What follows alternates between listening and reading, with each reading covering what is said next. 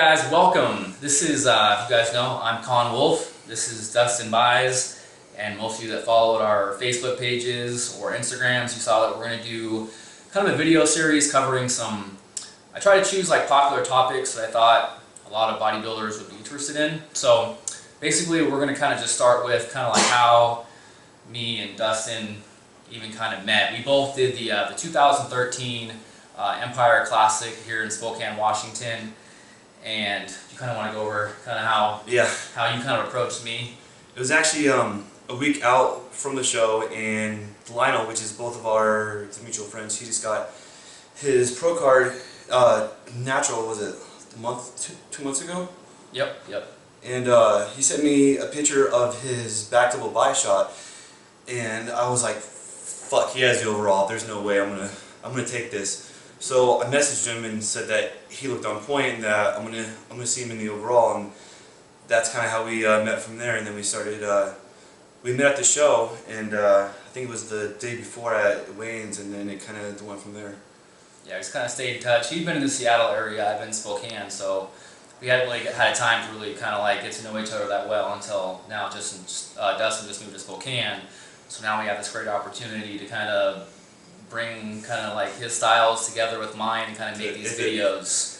The feature macro stuff. Yeah, the IFPA feature macros, his kind of more style of meal plans and what he does with his clients. But so that's basically how we met. Like I said, we did the he won the overall at the Empire Classic, and then like I said, we just kind of stayed in touch.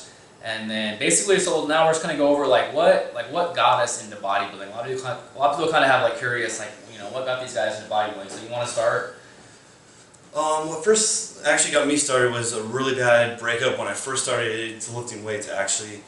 And I went to the gym after drinking for a month and a half straight and took out all the anger on the weights, and actually was happy after exhausting myself after that hour and a half. And ever since then I've been pretty much hooked on weights, and then I started to grow, and then had one of my buddies say that I should do a show, and then I did a show, and I was hooked ever since. And that was, first show was 2009 Oregon Ironman. Took 4th place out of 4 people in bantamweight. So last place for a trophy. You? You know, it's kind of funny you mentioned the whole breakup thing, because I wasn't even going to mention this, but I kind of realized when I was in high school, I think kind of a freshman, sophomore year, I felt like I was kind of that skinnier yet kind of athletic build. Not like really skinny, but just kind of athletic, but for most people you'd probably say I was skinny. And then and I was doing football. Football was kind of like, I've always been an athlete, so soccer, baseball, track. And then once I discovered football, it was like my first just true love with sports. And you know, I was in high school. I had my high school sweetheart through my freshman year and sophomore year, and then we broke up, and I was just thought my life was over. When you're that young, when you're a teenager, you think a breakup, it's the end of the world. Everything's over. You know what I mean? So I kind of was down, and you know, luckily I met a football coach. His name is Don Whipple. That kind of was like, hey, you know, like, you have all this potential if you just, you know, spend this next off season in the gym. You know, practicing, I was a wide receiver, practicing your routes, practicing catching balls. You can be like on varsity next year. And I was like, oh, you know, never really had kind of like, never been in a weight room yet. I'd never touched a weight. But like growing up, I will say my father always had muscle magazines around the house. We always had like a weight bench. We had like an entertainment room with like a weight bench. My dad always did like dips and push-ups in the morning. And I still remember when I was a kid too, he took me to a local show in Wenatchee, Washington, and Sean Ray was the guest poser. Nice. So, I mean, I was kind of around. I remember like back then too, when bodybuilding was on like ESPN, my dad would like watch that. So I was kind of grew up with around like a lot of bodybuilding stuff. I remember like seeing my dad's, like, I think it was Joe Weider protein powder, and I was like trying to like, you know, take a couple scoops. But basically, yeah, it was like I started lifting weights to get stronger and bigger for football. And like Dustin said, it was like, it just hits you. I kind of feel like once you start it and you kind of realize, it's it. This is like something that I love, like just feeling like the pumps and like getting stronger, and like I felt like every single week I was progressing in weight. I feel like every single week I was like putting weight on the bar on my bench press, for example. So I just started getting really hooked at the results, and from my sophomore year to my junior year, I think I honestly put on like 15 pounds of muscle without like gaining any fat. And basically too, the rest is history. I made varsity like my junior year, and then was basically like all conference my senior year, and then got a football scholarship to Eastern Washington University. So how'd that work out? So basically, no, it was good.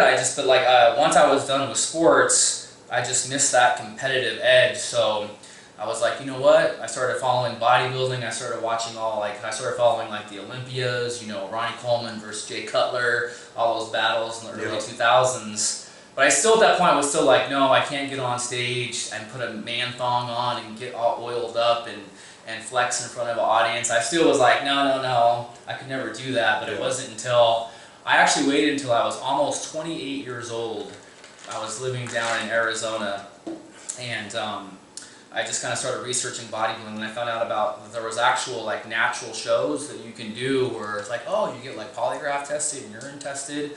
That seems more of like a level playing field. So I literally was like 6 weeks out, and I was already kind of following a diet called it's called the Solution Diet. It was like a low carb, high fat, high protein diet that was very clean too. Like I wouldn't even touch, like this was like right when Quest bars came out, and I still remember this point where like they sent me Quest bars to like sample, and I wouldn't even try them during my prep. So I was like, no, this is like not clean. This isn't clean.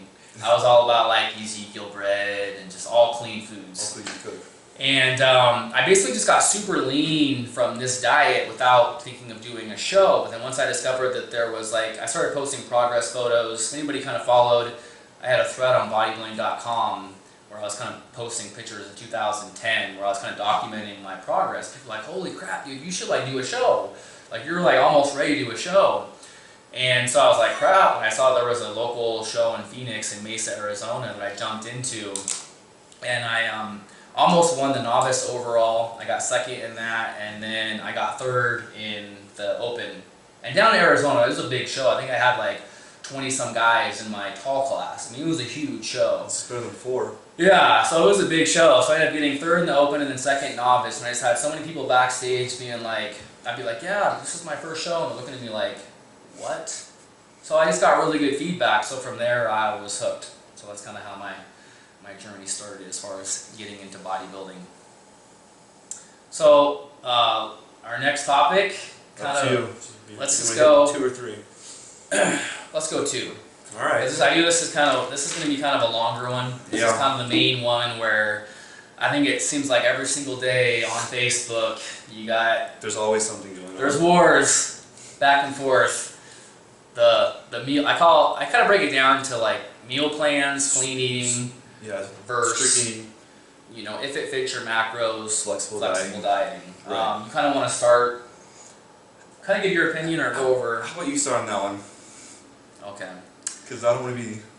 One thing I will say is I think that I'm a good person to kind of talk about the topic because I feel like a lot of people have only done one side, and so they can't really give their opinions. I mean, I feel like there's so many people that have only done clean eating and they're sitting there bashing, you know, if it's your macros, when have you ever even tried it? Most people haven't. But for me though, I can honestly say that, like I said, my first kind of, I don't want to count my first kind of contest prep because it wasn't really a prep that was structured right. But I will say my second prep, even though I did like an If It Fits Your Macros program where I had, you know, my coach was telling me how much protein to eat, how many carbs, how much fat. How much macros? Huh? You mean it was just on the macros? Yes, but I still though in 2011 into my second show, I was so like concerned with all of my food sources being super clean. So like all my carb sources were rice, sweet potatoes, you know, Ezekiel toast. Right. All my fat sources were more, you know, whole eggs, avocados, olive oil. I wasn't willing to kind of go. I saw a lot of other guys have success kind of going outside the box with kind of the more traditional, if it fits your macros foods. But at that time, I still wasn't willing to. I was like, no, I want to get that edge. I'm gonna have like sweet potatoes for my carbs. Nowadays, anyways, they don't really understand the whole if it fits the macros right either, because they just assume, okay, well, I have this amount, I can not eat for the whole day and eat a burger at the end of the day and I'll be fine.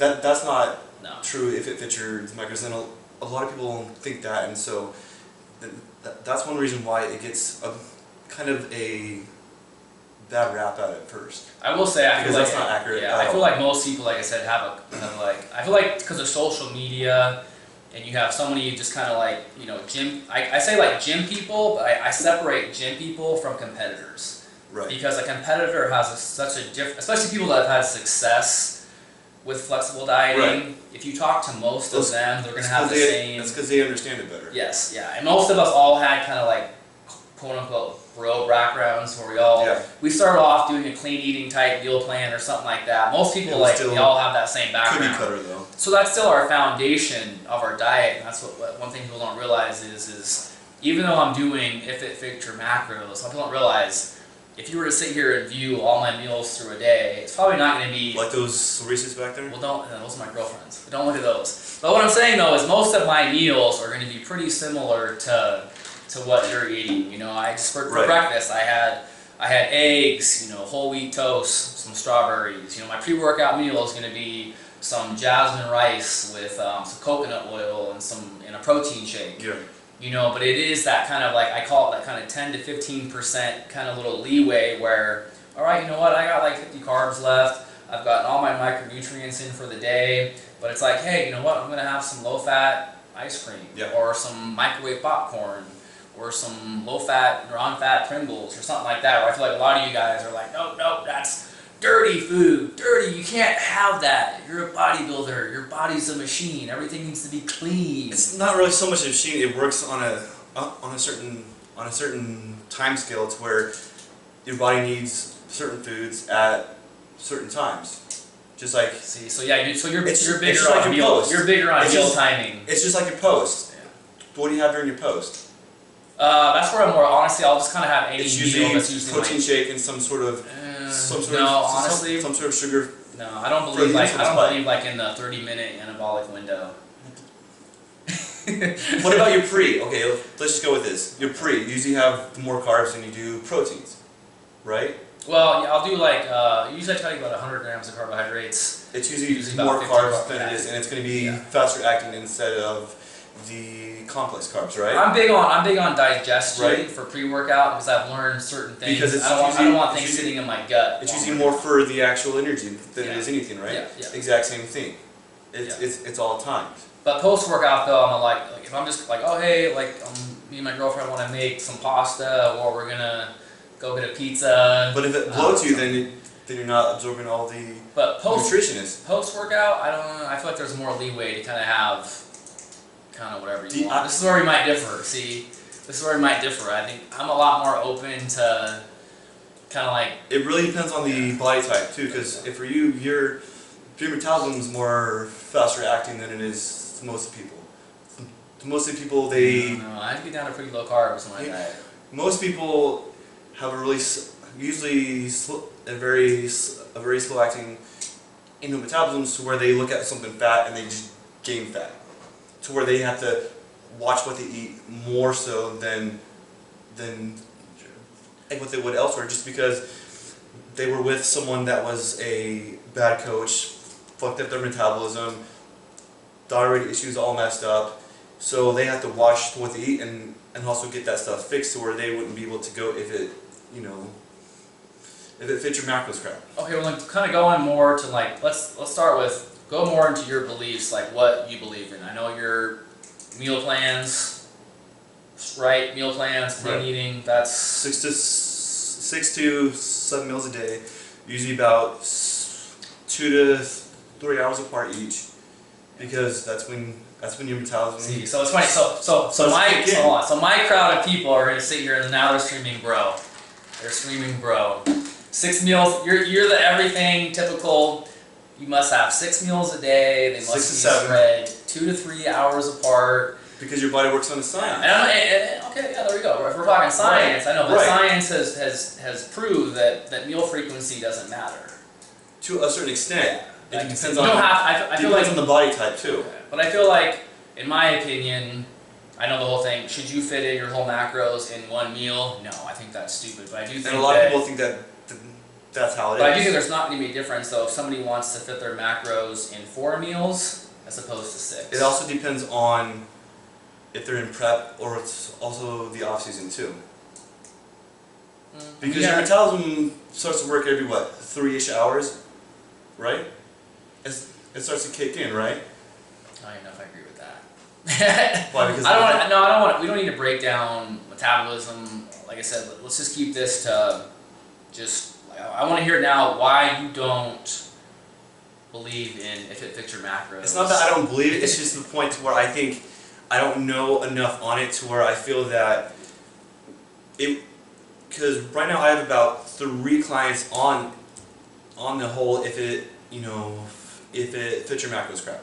Yeah. And I say crap just because you heard it. You guys heard it. Just because it does work, but I don't fully know enough in it to say that it's the revolutionary. But be honest though, you really think with competitors that use it, you feel. We've already been down this road before in the past 2 years though. And I've heard this a lot from competitors, from a lot of people. I will say that we've had arguments on it for hours on this. Yeah, we can. But I do feel like a lot of people. This is kind of one of the things that you'll hear is if it fits your macros, is a good diet to lose weight. Right. But it's not gonna be. You're not gonna get that elite level of conditioning. Correct. I feel like you hear that a lot. People that are, I would say, 200 pounds overweight, and they can't follow an actual diet, whether it's with mental issues or if it's with work schedule, anything like that. The whole if it fits your macros works great for them because they will lose weight, but if they want to get down to a certain percentage and have it timed out, I think that clean eating every 2 to 3 hours, 6 to 7 meals a day, certain foods at that time is going to be the best fit. I will say, I think it does really depend on an individual because I will say that for the like I have a lot of clients, the general public, that are just, hey, I don't want to ever compete, I don't want to be a bodybuilder, but they want to be healthy. Hey, yeah, I just want to be healthy, right. I just want to lose weight. So I feel like, hear me out, for the general public, I don't feel like they need to be on a meal plan that's just limited to. Agreed. You know, oh my God, this is an average Joe Blow. You're telling me I can only eat sweet potatoes and brown rice and chicken breast and egg whites? Agreed. Like, how are you supposed to, especially people that have families, that are married, like, you're going to sit there and eat all your meals separate? Which makes perfect sense. That's why I have a couple clients, and I will openly say that I do, if it fits your macros stuff, I won't say crappy more stuff, just so you feel better about it. Yeah. Because it does work, it does help you lose weight, but I feel that if you want the best results quicker, strict dieting is going to be the best bet, but not everyone's going to be on that point. Not everyone wants to do shows, not everyone wants to look a certain way. Yeah. Again, and I will say, I do understand, I have had some people, and I will, you know, a lot of people that followed my last client, Robert Sykes, you know, he kind of came from a total super clean eating background, and even though we were doing kind of if it fits your macros flexible dieting, I feel like he still though was just so like, I can't, you know, eat any foods outside of like his just main chicken and rice and. But that's the thing. I will let any. That's the thing, you got to realize, even with clients though, if just because I preach if it fits your macros and flexible dieting, if I have a client that's like, hey, you know what, I want to fit all my macros with just whole foods, clean foods, all that stuff, I'll be the first one to say, awesome, perfect. I'm not telling people, hey, you need to have Pop-Tarts, you need to have this, but again though, it just depends. Each person is different though. Like when I diet, I'm probably the equivalent to like a pregnant woman. I feel like I fucking crave like everything. I'm like, oh my God, I need sugary stuff, I need salty stuff. So that's where I get like really creative, and a lot of people that follow my last prep, I made like protein cheesecakes, protein brownies, to kind of curb my sweet tooth. But if I'll still eat salty stuff. If the food bloats you, you're not absorbing all of the nutritional facts from it, right? And then it's going to stick more, right? I still feel though. Right though? I don't know about that. I don't know if I agree with that, because I just still feel like as long as at the end of the day I'm still hitting my fiber requirements, so I'm still eating green vegetables, fruits, you know, getting adequate amounts of fiber per day. But if it bloats you, you're not absorbing it. I still think it's fine. So I personally still think it's fine. So you're not getting all of the macros if it's going to bloat you and you're not absorbing all the nutrients, right? And again, this is what we think. This is an actual. No, you gotta do you want to say facts on it? Yeah, no, like I said, all we're doing is giving you guys our opinions on our opinions. So we don't aren't read too much into it. Yeah, we aren't scientists, you know what I mean? Like, I personally this is why I love to follow the big names in nutrition, like Alan Aragon, you know, Lane Norton, some of the bigger names in nutrition that I follow for more of like my science stuff. I'm not trying to be them, but this is just kind of stuff that, you know, I feel like I've learned over the years, and then that I've applied into my preps, and that I've learned from coaches. So that's why we kind of like, I wanted to do these videos because I knew we'd be coming from total opposite ends of the spectrum here, as far as, you know, like our backgrounds in nutrition and whatnot, and our beliefs. Like I said, a lot of stuff, like I said, a lot of the science. I'm more of like into that. I feel like natural bodybuilding, we're very like into the science of everything. And I feel like this is where a lot of bros though kind of clash. It's not like bros though. It's well, I feel more, like a lot of coaches do the whole cookie cutter diets. Yeah, exactly. And that's what gets the bad rap. It's just like if it fits your macros to where they're going to fit all their macros in the one meal. Yes. It just gets the bad rap on that part. Everything has to be custom per that actual person, to where if the metabolism isn't fast, you have to figure out a way to, you know, obviously get it faster. If they have some sort of thyroid issue, you have to figure out T3 and T4 levels to get it fixed, to where their metabolisms are going to, you know, go up or down. There's science behind it. It's not bro. Yeah. Well, what I'm saying though is I feel like one big thing that I feel like when I kind of started really kind of like when bro science kind of started getting big, was it usually was a lot of guys where it's like, well, you know, I eat tilapia and broccoli, you know, 6 times a day. I got shredded on it, so that means I'm going to apply it to you. Correct. So, because it worked on me, so it should work on you. Which isn't true, right? Yeah, BS, because everybody can diet on certain amounts, lower amounts of carbs, right? higher fat.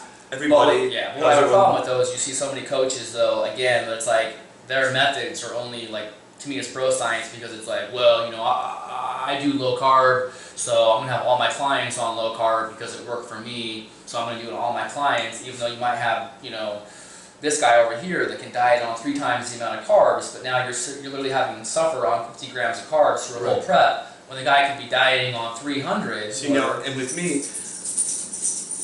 I'm almost like a girl wanting. I am carb sensitive, to where I work better off of the actual fats than I do carbs. Most males aren't. They prefer protein and then carbs, because that's how it just works better. With me, it's just more the opposite kind of.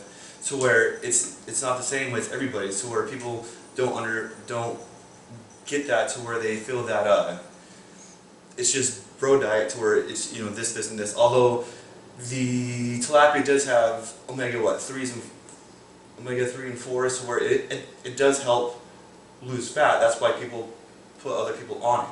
It's all the tilapia claims that you see with all the crab fish and stuff. But it has omegas in it though. Yeah. What about when people say, here's another big bro thing, are you a believer, do you think that tilapia thins your skin? No. Okay. That's a big one that that's just my personal opinion. Yeah, people, you've heard that though, right? Yeah. Oh, we're gonna add in white fish for the next 4 weeks to really thin out your skin. My whole last prep, I didn't have fish once. You know what I mean? Like, I really don't think that a certain food for the source, Empire 2013, you were just if put your macros. Oh, I had a pint of I know ice you cream. showed me. I know.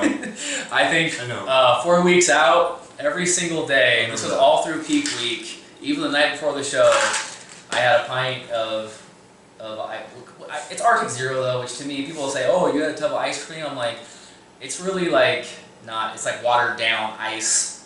It's not a true like. I think it's like dairy free too. I think so.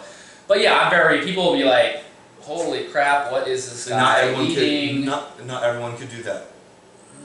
I think that's where a lot of people sit there and they say, oh, you know what, I can't, you know, eat foods with any sugars, or I can't eat foods with this much sodium. You know, I can show you people that came from, you know, obese backgrounds that do flexible dieting and have freaking gotten shredded for shows.